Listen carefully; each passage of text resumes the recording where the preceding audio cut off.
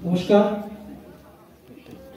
আমি প্রথমে আমার পরিচয় দেব না, প্রথমে বলবো যে আমি দা কোবান্ডল থেকে আসছি, সেখানকার একজন কর্মী অমিত কুমার সিংহ।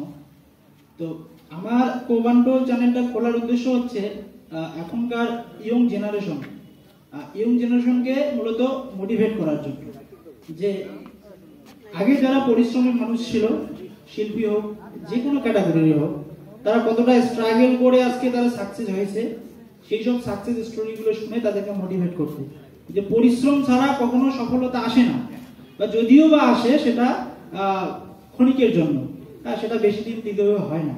তো সেই জন্য আমি সকলকে বলবো, পরিশ্রম করে যাও, অবশ্যই সফল হবে। কারো একটু বেশি সময় লাগবে, কারো একটু কম সময় লাগবে।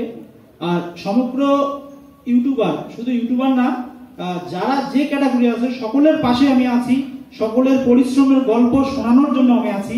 আমাদের চ্যানেল আছে, শুধু এটা আমাদের চ্যানেল না, এটা আজকে প্রায় 88,000 ফলোয়ার্স কমপ্লিট করলো, সমস্ত 88,000 সমস্ত মানুষের এইটাই চ্যানেল।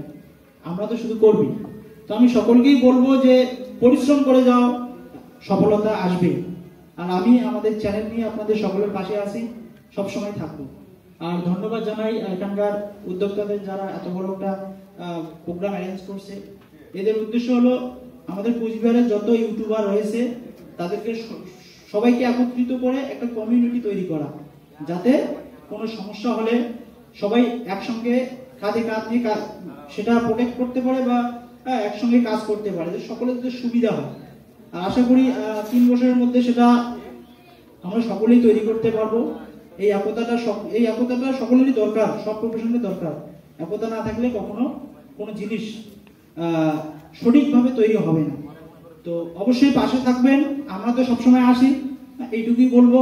আবারও ধন্যবাদ জানাই যে আমাদের এখানে নিয়ে আসার সৌভাগ্য আমাদের হয়েছে, তাদেরকে ধন্যবাদ জানাই। নমস্কার।